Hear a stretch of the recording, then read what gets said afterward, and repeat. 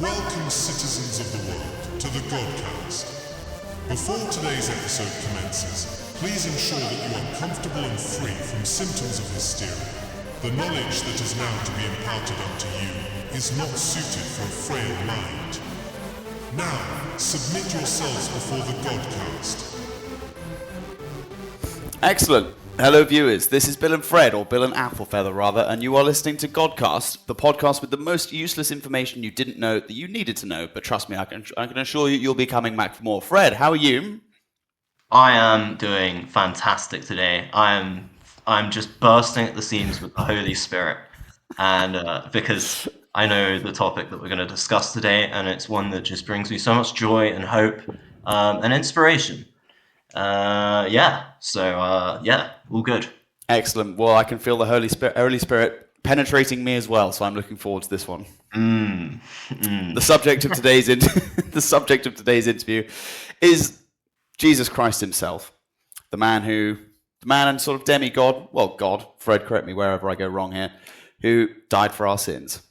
Amen. Absolutely. Amen. Yeah, a true inspiration for me personally.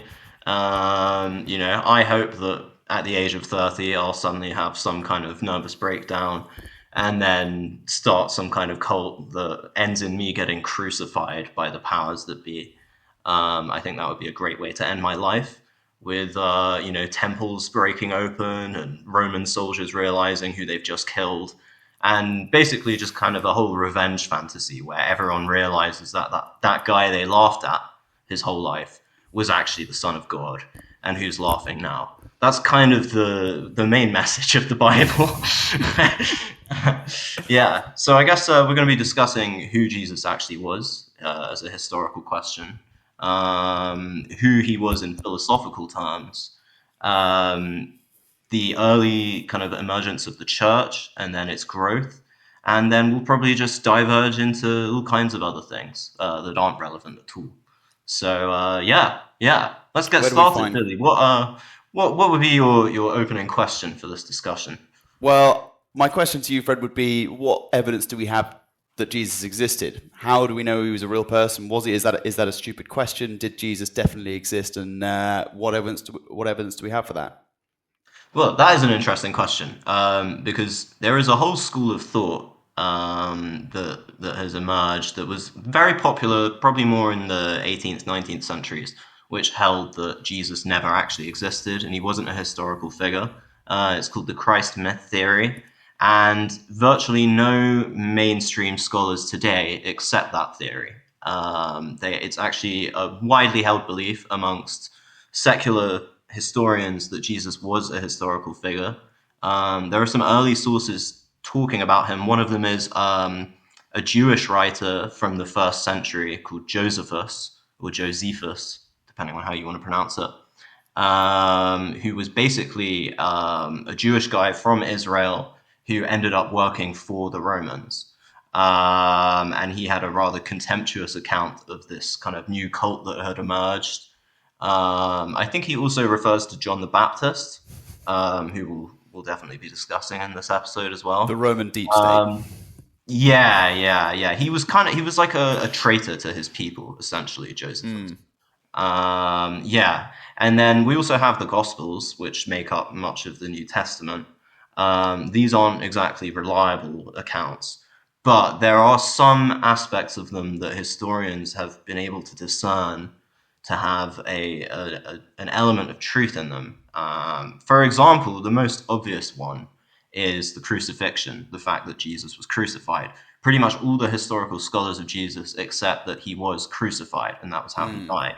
And the reason why is they use something called the criterion of embarrassment. So basically they say, look, if these writers were trying to lie to create a religion, would they have the religion built around someone who was crucified and essentially failed in his mission? That's an embarrassing claim to make. So the fact that they include that in all of the gospel accounts, and that is like one of the foundational aspects of Christian belief, indicates that it's very likely that the guy was crucified. Yeah. And there are other things in the Bible that I can't remember that are like that. But so there are definitely aspects of truth that can be discerned. But it's once. Go ahead. Sorry, I was going to say I find it very difficult to believe that someone who has roughly, I think it's over 1 billion followers in the world today didn't exist. Just with the amount of evidence, scholarship, possibilities, and sort of the scripture that was created afterwards, the gospels that came from the disciples and saints onwards from his death. Very difficult. Also, another caveat is this is our third episode, but also we're called GODcast, but not because we talk about Jesus all day, just to make that clear. So we just have chosen Jesus as our topic in the third episode. Because there are a lot of other podcasts called GODcast, and they all seem to be like Christian. They're all like happy clappy Christians from Louisiana and Alabama, and the American South. They're like the same kind of Christians who have like rock concerts at their churches. Can I get a hallelujah? Yeah. I believe in the Lord. Those are my least favorite types of Christians, probably. Probably because they're so sincere in their beliefs, and there's something very off-putting about that. I'm not sure they're sincere as well, because they make a shitload of money as well. You know, the ones that go on TV. Oh, right, sorry. Followers who they're getting the money out of, you know, in that kind of parasitic way, are, I would imagine, pretty superstitious people who are absolutely convinced that, you know, the apocalypse is just about to happen. You know, and I could go off on one about that, but I won't.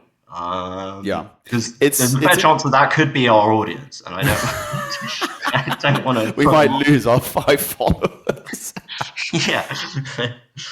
It's interesting that you talked about his the way that his reputation preceded him due to being crucified. Who would believe in a man who has just been crucified or killed in the most horrendous way possible, where he's had to drag his own cross up a hill?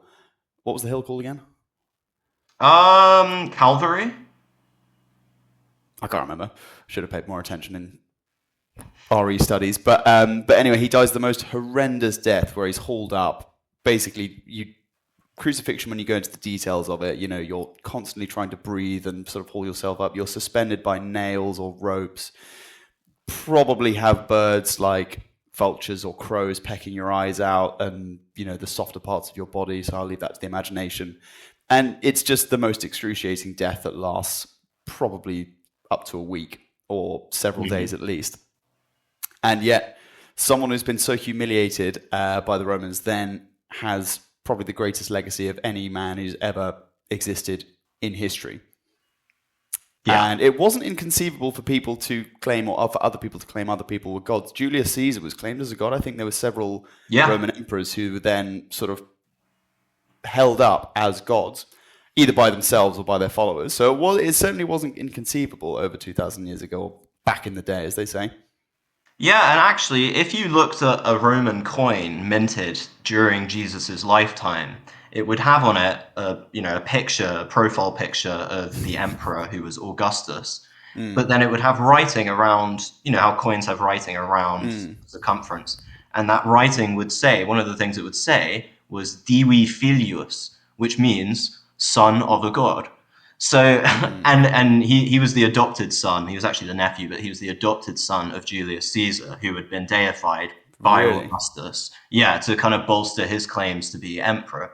So that terminology that was used could be interpreted actually as a way for Jesus to try and undermine the Roman Empire and the cult of personality that Augustus was cultivating by saying that he was the son of God. He was kind of going against, he was really going against the state ideology of the Roman Empire in that time. And that's probably why they crucified him. You know, it was kind of like a sacrilege, essentially, for someone who you know, didn't have any political power whatsoever, living in a fairly, at that point, relatively irrelevant part of the empire, I would say, to go around calling himself the son of God. You know, it probably would have been laughable to most people at the time. You know, and there are parts of the Gospels where the people laugh at Jesus. So, you know, he probably came across as a bit of a mad figure, but to some, he might have come across more as a kind of an activist of a kind, someone who was protesting against Roman rule by calling himself that. And there is one kind of interpretation of Jesus's character which does focus on him as more of a political activist type of figure. But there are lots of other interpretations. So that what his main goal was is very much up for debate amongst scholars. Yeah, fascinating. And also, just to go back to the crucifixion point, people often like to sort of romanticize his crucifixion by, if you look at crosses, or if you go into churches, you look at church window paintings, you can see Jesus with a six-pack. He basically looks like an athlete. He looks like he's got the body of Michael Phelps, and he's absolutely, particularly Asian Jesus. When you look at when you look at Japanese or South Korean Jesus, he is shredded. Yeah, it's a manga kind of approach.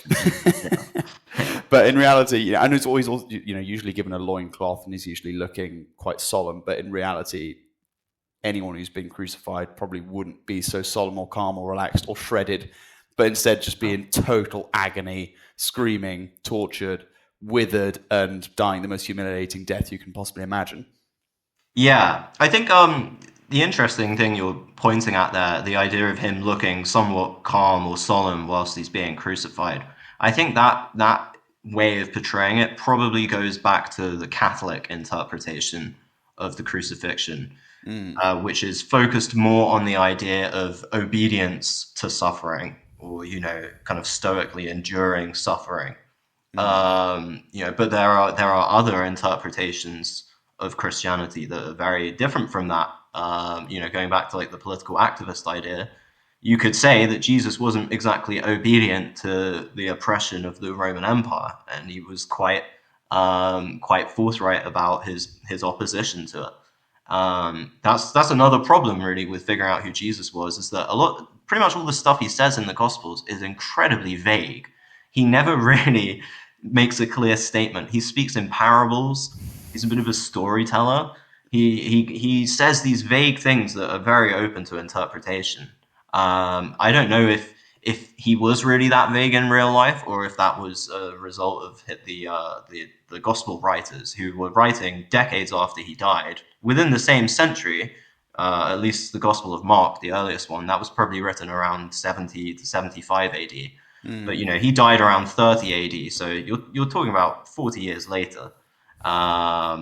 So there is a lot of vagueness, and it's very open to interpretation. And maybe that's part of the reason why it's been so successful as a religion, is that pretty poor form from disciples like Mark and Paul, who started writing first, just to leave it for 30 years. Yeah, well, I think the historical consensus now is that the names that are attached to the Gospels are not actually the names of whoever wrote it. And really? No one actually knows who wrote them. It's very mysterious. But Phantoms Mark, of the history. Gospel of Mark. Yeah, the Gospel of Mark was not written by anyone called Mark, it seems. The bit of the New Testament that was written by someone who was a real historical figure was Paul, the account written by Paul, which isn't one of the Gospels. Paul doesn't discuss the life of Jesus, really. He's not giving a biography of Jesus.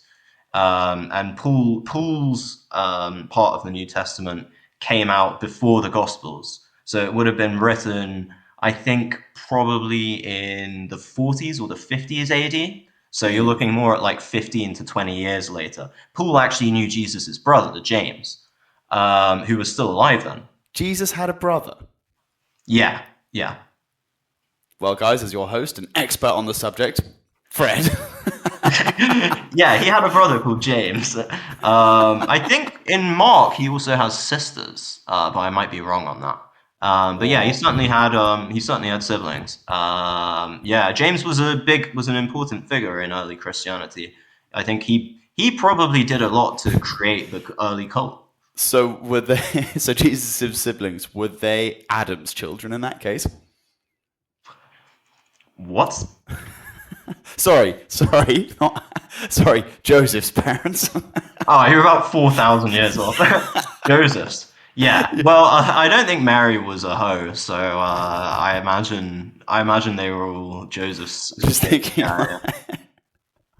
Like, Joseph's got all these kids, and then one comes out, I don't know, completely different color to him and Mary. He's like, Mary, I have questions. Well, this is interesting. It was God. Yeah.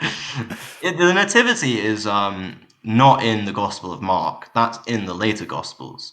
In fact, the Gospel of Mark begins with Jesus at the age of about 30 beginning his ministry, or actually going into the desert and having his kind of fight with the devil before he starts his ministry. The Gospel of Mark is very different from the other Gospels. It's probably, I would say, it's probably a lot closer to the truth. He never actually calls himself God in it. So that's one major kind of difference.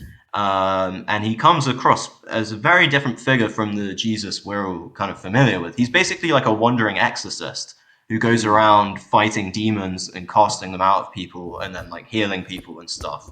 And then I've seen those people wandering the streets of Brixton, just going mental. Yeah, think that. So there were probably a lot of people like that at the time, because this was an early era of urbanization, and I think a lot of mental illness comes from cities and from living in cities. Yeah. And under the Roman Empire, cities massively grew. There was a lot of urbanization. So I imagine psychosis was a pretty widespread problem.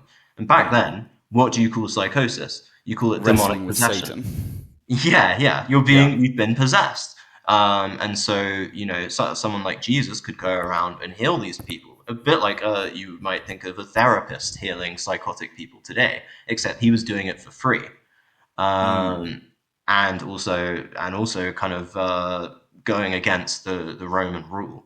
So you can kind of put it in contemporary terms to make a bit more sense of it, I think. And you have to understand that like the Roman Empire for this part of the world at this time was an explosion of globalization, of a kind of early form of proto-globalization.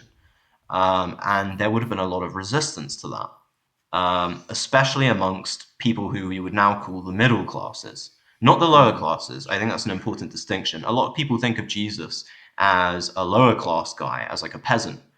But if you actually read the Gospels, he's not. He's an artisan. The Greek word they use is tekton, I think, which means artisan. So back then, within the kind of class structure of agrarian economies, you had the peasants or slaves, even further down, who did the farming. But then obviously you had the landlords, the aristocracy, who ruled over them. But between the two, you had this kind of middle class of artisans and merchants who would morph into the modern kind of capitalist class, the modern bourgeoisie. And that's the class that Jesus belonged to. It's likely that he could read and write. He wasn't illiterate. And this class of people were very alienated in the Roman Empire because they were the people, they weren't the peasants who were still living in the same village their grandparents, great-great-great-grandparents had been living in. They had been uprooted and moved into these big cities. And this would have been a very alienating situation for them because they didn't have a sense of community anymore. And this is the class of people who Christianity spread through in the Roman Empire. It wasn't the lower classes. The first Christians were, artisans like blacksmiths and people who made pottery and stuff, merchants who traveled around and traded wares.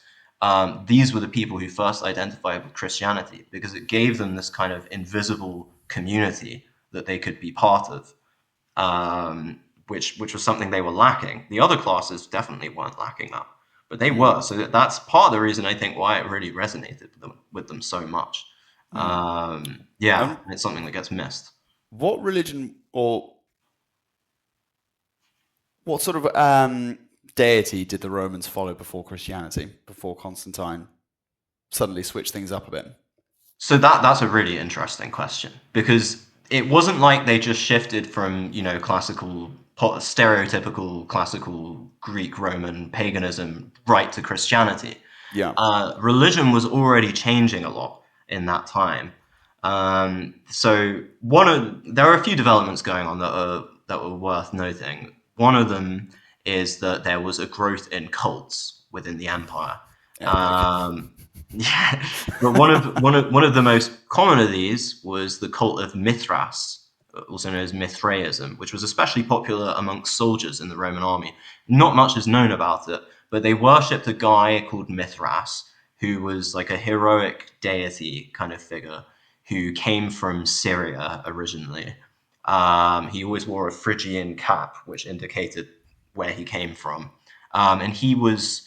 there's an idea that there's a story involving him wrestling a bull. And there are they found lots of these Mithraic temples. There's one in London, I think, underground, where soldiers would go to like pray to him and do their ceremonies. Yeah, but it was very secretive. But that was very popular in Roman Britain. It was really popular. Well, there was an amphitheatre in central London. Was it? Are you talking about that one, a specific one? I think I'm thinking of something else. The Mithraeum. That's what. Right. Okay. But Mithras had a friend, another god, who was also very popular in this kind of middle to late period of the Roman Empire, called Sol, which means sun, as in the sun in the sky, or Sol Invictus, which means the unconquerable sun. And he seems to have evolved, I think, roughly out of the ancient Greek god Apollo, who the Romans also believed in. But I think originally the god Sol was a Roman solar deity, a Roman sun god, who then kind of got pushed to the side when they integrated with Greek religion more. But then he kind of resurfaces again towards the end of the Roman Empire as this kind of So they shifted from what you call polytheism to what's called henotheism, which is the belief that there are many gods, but there's one who's superior to all the others. Right, okay. Well, so i.e. Zeus or... Sol. Yeah. Because Zeus, in Greek religion, even though he runs Mount Olympus, he's still not quite at the top of everything. Really? You wouldn't just worship him. Oh, right, yeah. He's like the Tony Soprano of the family. But he's still like... he's still specialized around, like lightning and thunder. He's still, he's still on a fairly equal footing with the others. He's still got to pay for Parley's dinner. Yeah. Well, Jupiter would be his name in Latin. Yeah. But yeah, same thing as Zeus. So you had these cults like Mithraism, and then you had this shift within the kind of the institutional religion of the empire at the top towards henotheism. And in fact, Sol Invictus was probably Constantine's favorite god before he converted to Christianity. Wow. So already you're seeing a shift towards a more abstract religion that's kind of more of a pyramid shape, something at the top, Yeah. So that kind of laid the groundwork for something like for monotheism. Yeah, and it seems to me that Jesus and the Christian God are very unique, as they succeed all the gods that I know of that came beforehand, which were not all loving or that spread the word of kindness. The gods before were very powerful but cruel and petty, and defended their own but could be merciless to those who defied them. Whereas Christianity, or at least the New Testament, preaches a different kind of I want to say the word ruling, but that's probably not the right word. Yeah, it's very interesting, and there are precedents. That's the thing to note. This didn't come out of nowhere. And if we look at Christianity, as we know of it at least, you can kind of identify the main influences that went into it.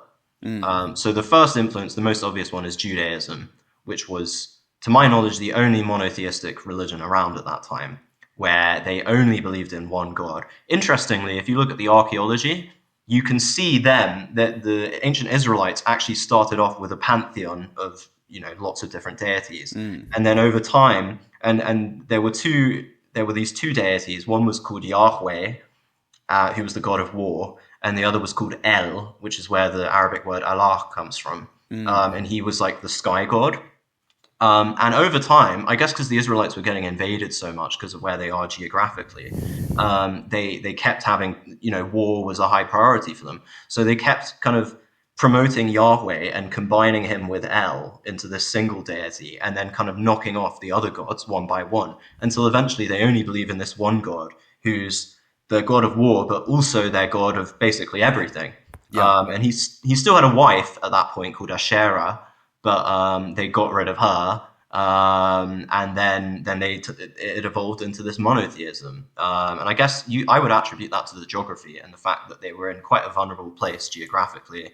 Lots of very powerful empires to the east, and then later on to the west, that were kind of invading them and conquering them. So war was a top priority, and so it just spiraled into monotheism. Yeah. But yeah, So that's who are the empires around? You've got the sort of Babylonians.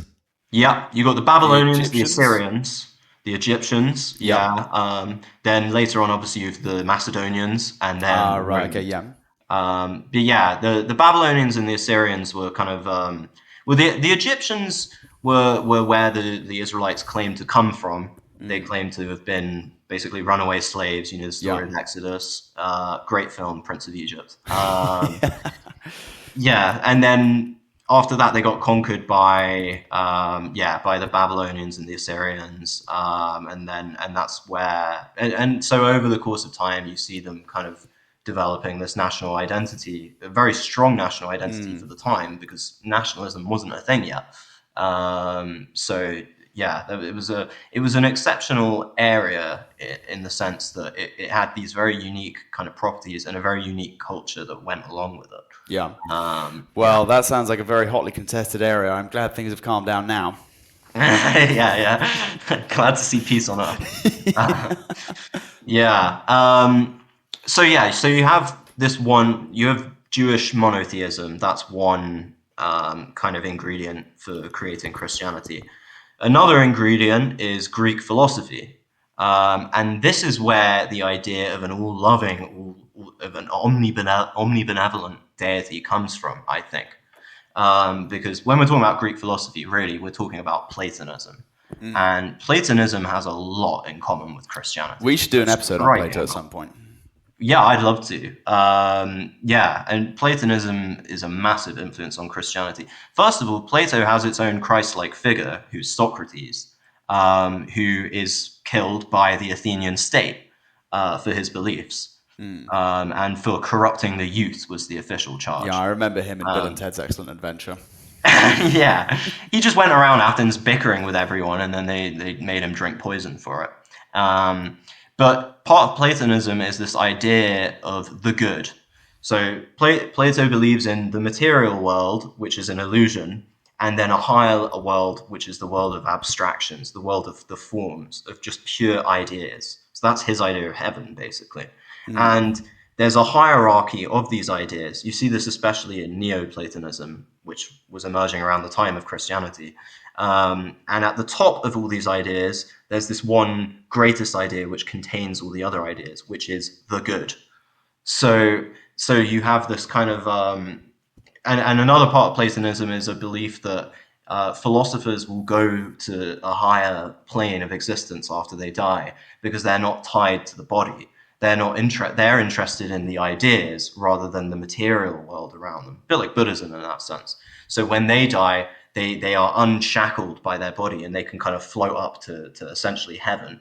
Whereas unenlightened non-philosophers, they still long to be one with their body, and that's why they fear death. So when they die, they end up being ghosts, and that's why you see ghosts wandering around graveyards and stuff. That's actually something Plato said. Yeah, so that's another influence. And then the third influence, which people don't really talk about as much, comes from ancient Persia, which was the religion of Zoroastrianism. And I'm not an expert on Zoroastrianism, but one of the defining features of it is that it's all about a kind of cosmic battle between good and evil, and how eventually good will dominate and evil will be defeated. And that was a very radical kind of religion for the time. And given where Jesus was living in Judea, as it was then called, it was like the perfect place geographically to absorb all three of these influences. And so you can kind of see how something radical like Christianity could have emerged in that area. Yeah, that's crazy. And another key feature about Zoroastrianism is, aren't they the ones that are eaten by vultures? Yeah, I think you might be right. Oh, yeah, they leave dead bodies like on a mountain or something. Yeah, they don't burn or bury themselves. They leave them on a mountain, and vultures take care of the rest. Yeah, that's insane. Gnarly, bro. It's pretty cool. It's pretty cool. Yeah, yeah. Their religion's all about light and darkness, and it's very like Lord of the Rings sounding. I like that. But you know, the three magi, the three wise men are like, I think they're meant to be Zoroastrian priests who are like good astronomers. So you already in the Bible you see like there's a connection there. You know, so Jesus wasn't living in isolation. He was living in an area that there was lots of trade going through. You had proto-globalization going on because of the Roman Empire. The Mediterranean had just, you know, exploded into this huge economic trade network. So there were all these ideas being floated around. And Judea was kind of right in the middle of the crossroads between this Mediterranean trade network and this Persian trade network, you know, what you might call the Silk Road. So it was like a perfect place for this kind of perfect storm of ideas to coalesce. Yeah, that sounds totally conceivable. That's actually really interesting. I've never heard I've never heard that side of the story. Yeah. On at least where the combination of ideas came from.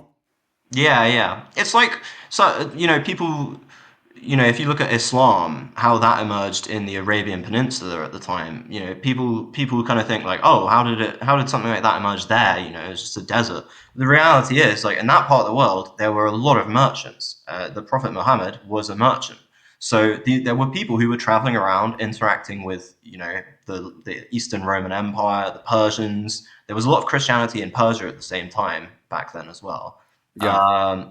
So, you know, it would make sense that a religion like that would emerge there because it's actually a place that's very connected with the rest of the world. And in fact, the Arabian Peninsula was very close to the first Christian country in history before the Romans converted officially to Christianity, which was in Ethiopia, actually. What? Really? Oh, that isn't. Yeah. Don't people say that the Ark of the Covenant resides in Ethiopia somewhere?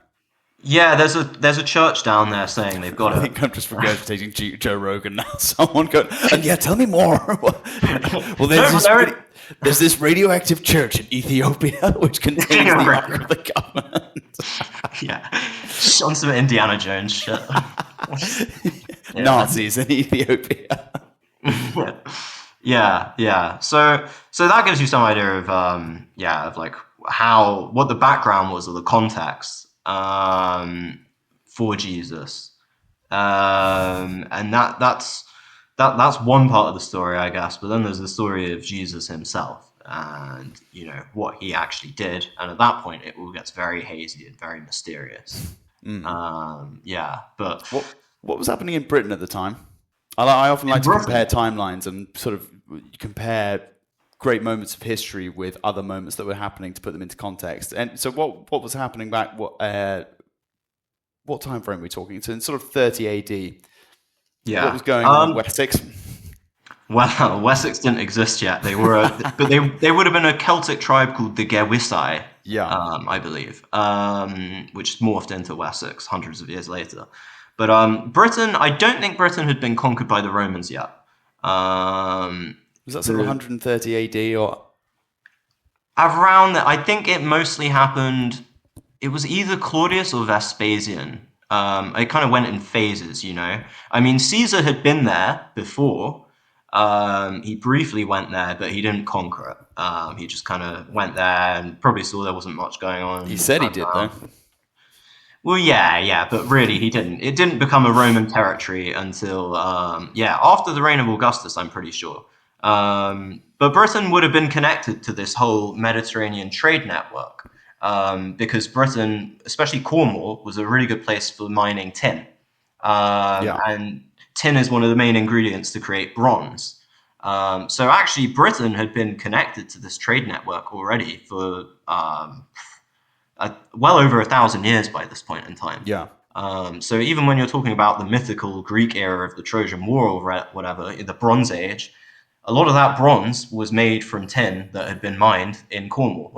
Wow. Yeah, so people were going around and were traveling and stuff. It's just that it hadn't come under the political control of the Mediterranean yet. And it was a fairly mysterious place with a pretty underdeveloped economy. Just kind of rubbish agriculture.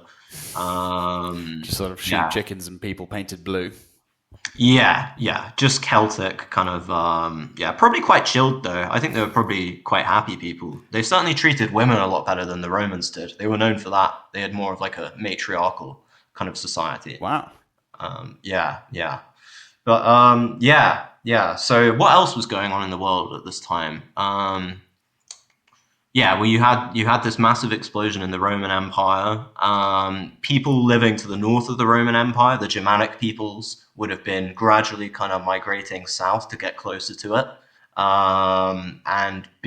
were becoming more kind of influenced by Roman culture and identifying more with the Romans. And then you had the Persians. I think it would have been the Parthian Empire at this point in time, who were kind of Rome's arch nemesis. Rome inherited the war against the Persians, which the Greeks had fought, which never ended and never led to anything other than the destruction of both empires, which is how the Islamic caliphates were able to expand so quickly, hundreds of years later.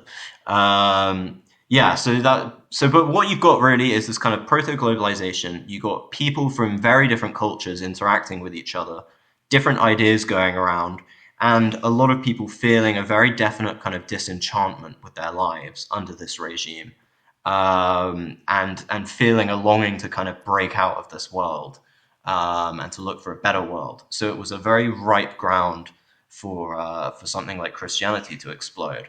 And Jesus was really the prophet of those people. He was an artisan. He belonged to their class. He'd probably, I bet he'd heard some Greek philosophy. He'd probably heard some Platonism getting chucked around from secondhand sources. But also there was this political movement of resistance to Roman rule, which was very strong amongst the Israelites. They didn't want to be ruled by the Romans. They really resented Roman rule. And the Roman rulers, like Pontius Pilate, were very paranoid about this. And so that's why you have rules. That's why you have so much crucifixion. There was a policy in the area, which was that terrorists, so violent opponents to Rome who use violence to achieve their goals, need to be rounded up and crucified. But peaceful enemies of the Roman Empire, so people who just kind of voice, people who do peaceful protests, like Jesus, they only the leader in that group will be crucified, and the rest of them will be allowed to go free. So that's how we know that. Yeah, so that's how we know that Jesus was peaceful in that none of the disciples got crucified at that point. I see. It was him. Yeah. Although I believe a lot of them got crucified later on when they didn't kind of give up. I guess the Romans thought, like, we crucify this guy and then it's all out of the way and that will kill it off. But that didn't quite work out. Well, I suppose you've kind of got to find a new leader, and then when that one quickly gets crucified, there's not many hands going in the hat to pick out the name as the new leader. Exactly. So you got like Saint Peter, who, according to Catholic tradition, was appointed the next kind of leader of the group by Jesus before he died. He ends up getting executed somewhere, possibly in Rome. That's at least the Catholic account. Although I take that with a grain of salt. Yeah. So there was mass persecution. Once the religion had spread to Rome, you're looking at, if it's a weekend or whatever, and you want to go out with your family and watch something fun, you go to the Colosseum and you'll watch people getting crucified for fun. You'll watch Christians getting crucified. And I think there was this didn't actually work out well for the Roman Empire, because what actually happened is you had all these Romans watching these Christians willingly getting crucified just like their God and getting thrown to lions and stuff. And they probably started to think like, why are all these Christians so happy to die? What is this Christianity thing? This must be a very powerful idea. And so that probably piqued a lot of people's curiosity and actually led them to the underground, the secret churches that were all around, the major cities of the empire. This would have been like a secret society that would have been done by families in their households. I actually went to I was in Rome in 2023, and I saw a very old church, one of the oldest churches in the city, and the walls outside the church had these slabs with carved writing and little pictures of fish on them and stuff. And I went to have a closer look, and it turned out these had been dug up by archaeologists when they excavated under the church, and they were carvings made by the original Christians back when Christianity was illegal in the Roman Empire, and they put them on the walls of the church. And it was actually a really powerful thing to see, because it's like, oh, when this whole thing started, this was a radical, dangerous, scary idea that was a threat and was completely illegal. So yeah, it was not much like the Christianity we know of today. Yeah. Isn't the covert side of things, that's where the sort of Christian fish came in as well? If you were trying to say, are you a Christian? I'm a Christian. Are you a Christian? You draw a quick fish in the sand, and that's why plenty of people have a little fish on the back of their car. Yeah. Because the Greek word for fish, ichthus, is I think it's like, it can be an acronym for Jesus's name or something. I can't remember exactly, but it looks like Jesus. Wait a minute. Symbol. The Greek for fish is ichthus. I think so. So an ichthyosaur is a fishy lizard. Yeah. Fish lizard. Yeah. Nice. That's where that comes from. Yeah. That's what. And now to our second topic, which is the aquatic side of the Garden of Eden. Hell yeah. Let's talk about fish lizards. Yeah. So I guess that's a rundown of what it was. I would say there are some very interesting things about early Christianity that make it a much cooler religion in my eyes than the Christianity we know of. For example, if you look at early depictions of Jesus, in a lot of them he doesn't look anything like we think of. He's not got a beard. He's not wearing the clothes we normally associate. I knew it. Is he South Korean? He's he looks Greek in the early ones, because the Romans like to depict him as a Greek philosopher. So he's wearing Greek robes, and he's clean shaven, and with like shorter hair. And in a lot of them, he's holding a wand, because a lot of them saw him as basically a wizard, essentially, because he was a healer and an exorcist. So in a lot of the early depictions of him, he's actually waving a wand at people whilst he heals them. And in the Roman Empire, magic was very widespread. It was condemned by the state, but it was very widespread. It mostly originated in Egypt, which was obviously part of the empire. So actually, a lot of the early stories about Jesus, a lot of the early Roman accounts say, "Oh well, I'm not impressed by any of his miracles, because I've seen tons of people do them. He must have just gone to Egypt and been taught there how to do them." Because there were loads of people doing miracle healings and stuff at the time. It was very common. A lot of people practiced magic to try and heal them from stuff. John the Baptist, and wasn't there someone else who was just regularly? People would go to quite a few people in a fair few stories and go and get healed by different disciples or whoever. John the Baptist is a very important figure, because he basically was Jesus was his protege originally. That's what seems most likely. John the Baptist was a guy who was preaching that the apocalypse was about to happen. God would come down, get rid of the Romans, and then Israel would be free once more. Now, I've heard the first half of Brixton Station a lot more, but not that Israel will be free at Brixton Station, or just wherever you go in London. Yeah, the nation of Brixton will be free from Westminster rule. Yeah. So he probably was Jesus's main influence, but John the Baptist got executed. So I think Jesus probably had a bit of a crisis of faith at that moment and thought, the way he was doing this was wrong. Didn't he have a pretty grim execution as well? He was eaten by lions or something. Yeah, I think that's it. Yeah, it was gnarly. Yeah. So Jesus didn't suddenly just decide that he was God and start going out. He probably learned from John the Baptist. He was probably one of John the Baptist's students or followers or whatever. Oh, he was beheaded by King Herod. That's it. Yeah, beheaded. I think there's a whole story about Herod's whore wife or something involved in that. His whore wife.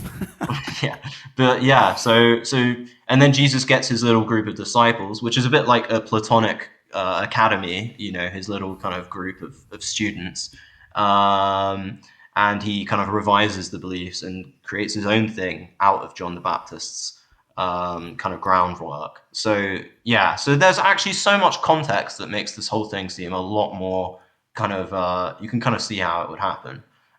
You can see how why a movement like Christianity would emerge in the area, why it would have the particular characteristics that it had.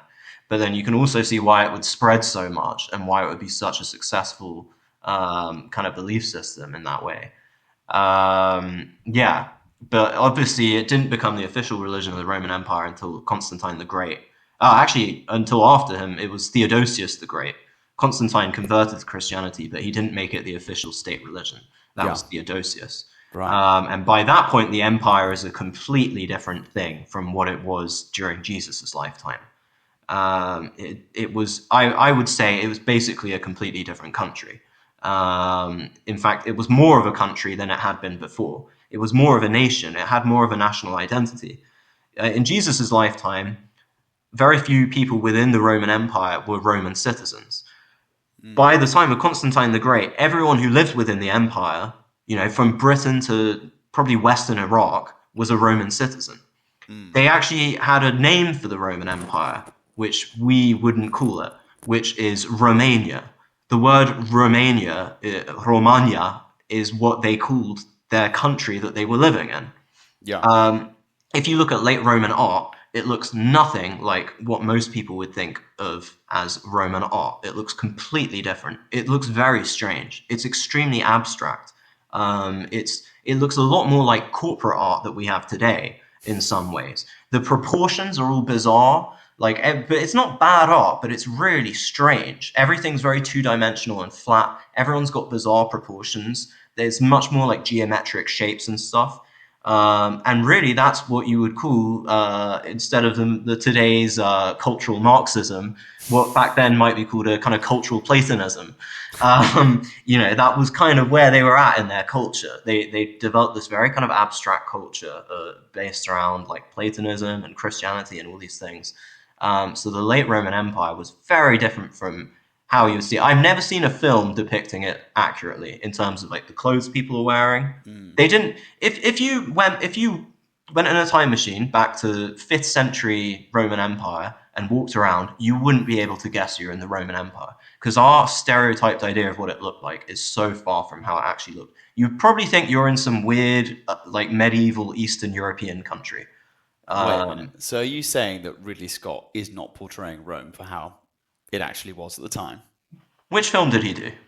He did Gladiator, Gladiator 2, Alien. Well, Alien is probably accurate about whatever that's about.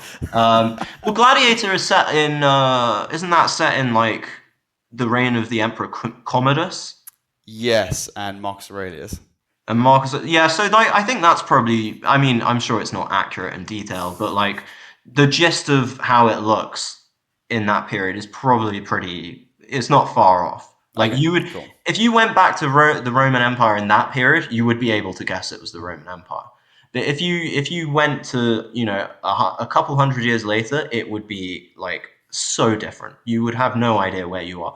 If you looked at a battle between the Goths and the Romans in that period, you wouldn't be able to tell the difference. The two armies would look the same. They'd be wearing the same clothes. So this idea of like, the Roman legions with, in their stereotypical outfits with the lorica segmentata armor on, up against these barbarians with like long beards and stuff is completely inaccurate. The two armies would have looked basically the same, and they would have looked like some kind of strange medieval army from the Balkans, you would think. They would be wearing weird little like flat hats. They would all be wearing trousers. They wouldn't be wearing, the skirts that we normally think of them as wearing. Their shields would have like all kinds of strange like abstract art on them, or pictures of Jesus even, stuff like that. It was very different from the stereotypes of it. Yeah. Yeah. And so what does Romania mean in that case? That sort of land belonging to Rome? Land of the Romans. Oh, right. Yeah. So I think that's the Greek word, because by that point Greek was like becoming the dominant language in the empire. Yeah. So they called themselves Romaioi. That was their term for themselves. And Romania just means like Roman ear, like Roman land. To give it, if it was a more Germanic language, it would be Roman land. Yeah. Oh, right. Okay, got you. Yeah, so that's basically what it means. Yeah. Yeah. Yeah. So very, very different from what anyone would have thought of. Yeah. Yeah. And then just onto another subject as well, because we are called the GODcast. So I feel like this is slightly relevant, but not because we focus on Jesus the whole time, but or God or religion. But are you religious these days, Fred? No. Yeah, neither am I. Well, I'm glad we cleared that up. Yeah, I'm not religious. I'm not anti-religion.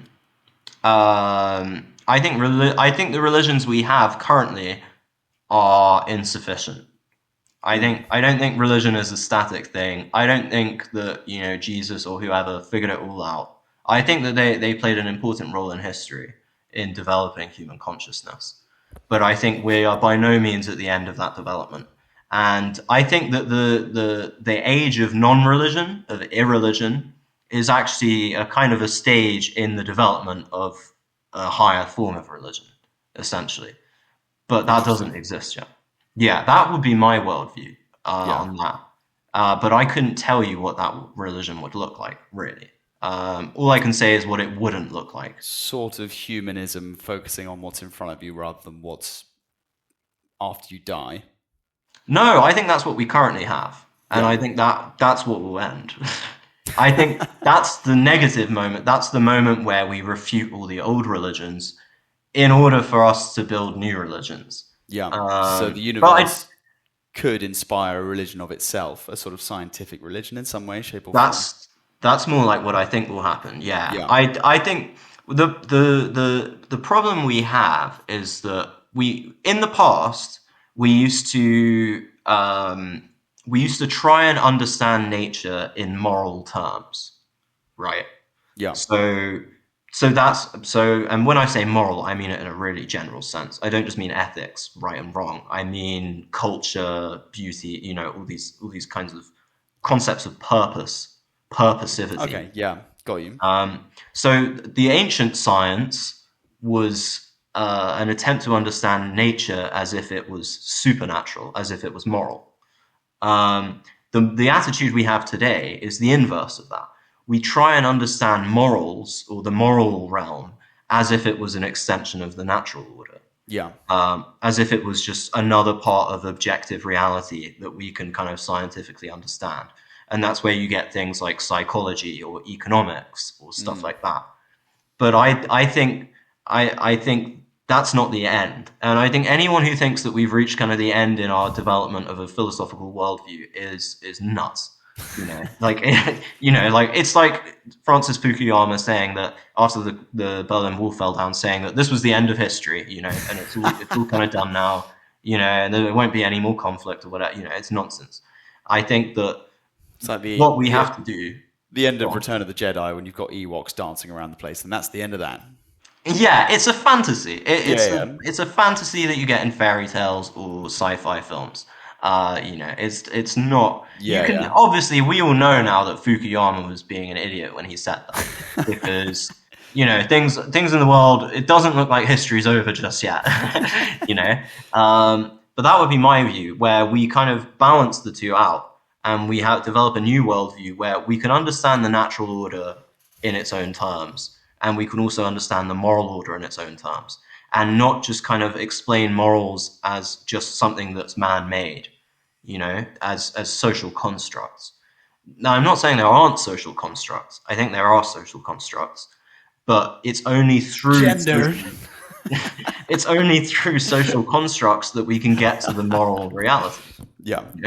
So we have to, and it's only by a kind of conflict between these social constructs that we get out of the social realm, which is just the realm of subjectivity, the human mind, and we realize how the universe isn't just nature and then the human mind on top of it conditioning nature. There's something conditioning us, and we can't see it or know what it is. You know, we only know of it when it's affecting us, and that's what we call morality. You know, we only know it when we're following its rules. But I think that's part of it, is understanding that we can only understand it in these kind of negative terms, in terms of what it isn't. But we have to try and positively construct it first in order to know what it isn't, if that makes sense. So that would be my answer to the question of what religion is. But I guess it's not really a religion in the sense that we, you know, understand it. Like if you asked a Roman, you know, before Christianity, what their religion was, they would say, "What does that question mean?" I have no idea what that means. They didn't have a concept of religion. More of a worldview, something embedded into your everyday life, rather than. Well, it was the worldview that everyone had. Yeah. Everyone was a pagan. So when the Romans conquered new countries, this is why they had so much trouble with Judea. But when they conquered other countries, they just kind of saw that they had a pantheon of deities. You know, oh, you've got a lightning god, you've got a sun god, you've got a water god. Oh, we've got those as well. We've just got different names, but it's the same thing. Right. You know, it wasn't a closed system. There wasn't a holy text that gives you all the rules. It wasn't really a religion. It was more like folklore. It was a mythology. Yeah. But Christianity and, you know, I guess Judaism came first, and then Christianity, Islam, Buddhism, you know, these kinds of movements, they were the crystallization of religion as we know it. The Romans had a word, religio, which is where we get the word religion from, but it just means like custom or tradition. It's not referring to what we call religion, you know. It just refers I kind of prefer paganism.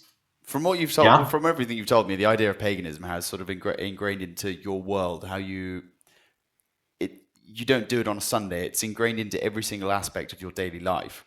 It's for culture. Not that I believe it, but I still think it's cool. It is cool. It is cool, and you know, you don't have these horrible religious wars when everyone's pagan. And in fact, I suspect, if I'm going to be speculative, that the direction religion will go in will look a lot more like paganism in some way. I don't mean we'll be worshipping a bunch of naked people who live on a mountain and like occasionally come down to earth and rape people and then create demigods. You know, I don't think that's the direction we're going in. But I think that it will go from being this closed system of belief like you have in Christianity, which excludes all other kind of belief systems, to being something more open, because it doesn't contain itself. It's more open in that sense, like science is. But I think we're just missing another branch of science that we need to, which you could call metaphysics, basically. Yeah. So really what I'm talking about is philosophy. I guess that, you know, we've kind of done away with philosophy in a lot of ways. We've tried to render it obsolete since the Enlightenment or whatever. Well, since the 19th century, really. But that's an arrogant thing to do, because what you're saying is, oh, we know exactly where all the domains of knowledge are. We've created a closed system around it. And, you know, the scientific method, the method you use for physics or chemistry or biology or any of the natural sciences, we can explain things that are supposedly metaphysical using that method. And then that will show that they're not metaphysical at all. And it's like, okay, well, if you start with the assumption that there's no such thing as metaphysics, and then start analyzing metaphysical concepts with that assumption, obviously you're going to end with your conclusion being that there is no such thing as metaphysics, because you assumed that in the first place. So that's the problem with positivism, which is like the philosophical movement that holds that, you know, metaphysics is nothing, it's superstition or whatever. But no one takes that seriously now. That's dying out, and I think we're laying the groundwork for a whole new realm of science to open up, which, you know, has previously only been caught in kind of vague glimpses. And that's what something like Christianity is, and that's what Jesus did. He caught a glimpse of something well ahead of his time. That's why I would respect him as a historical figure. Nice. Well, I do really enjoy looking more at the history rather than the text or the religious texts around what he did, the sort of miracle side. I do enjoy looking at who he was potentially as a man in real life, and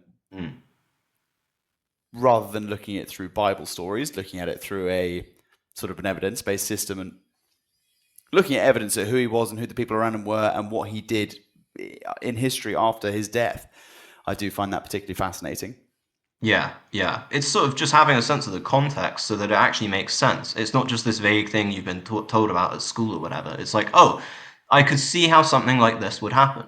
I could see how something like this could emerge. It's not all that shocking now. And by understanding that also, you have a much better understanding of who he actually was, what point he was actually trying to make roughly.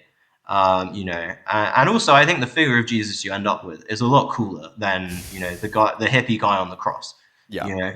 You've got this strange kind of philosopher wizard guy who's also like, a bit of a revolutionary, wandering around in his toga with his wand.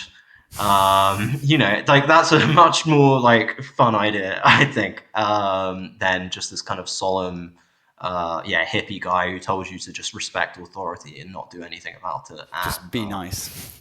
Yeah, just vaguely be nice, Yeah. Really nice guy. Wore sandals.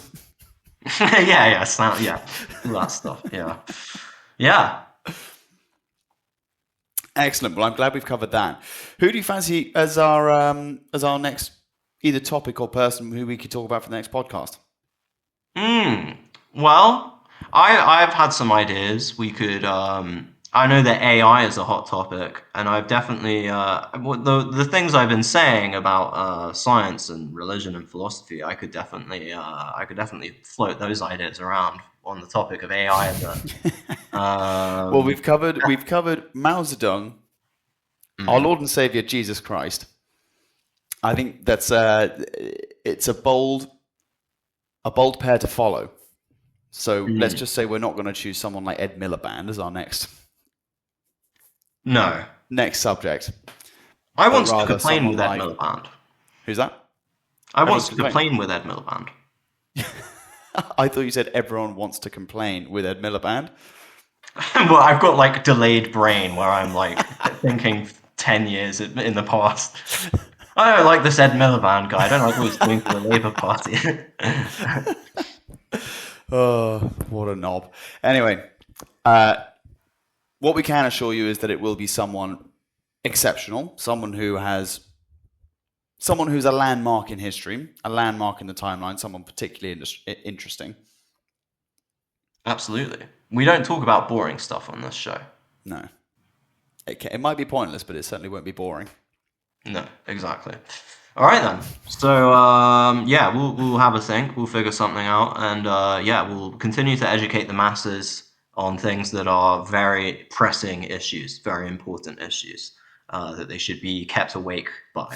I think that's need fear amongst the populace in order to maintain order and stability. Excellent. Well, brace yourselves for the next episode. Thank you very much for watching. That was another episode of GODcast featuring Jesus Christ, Fred and myself. Oh, I'm gonna have to edit that bit out. All right. Thanks, everyone. Goodbye. Thank you very much. Goodbye.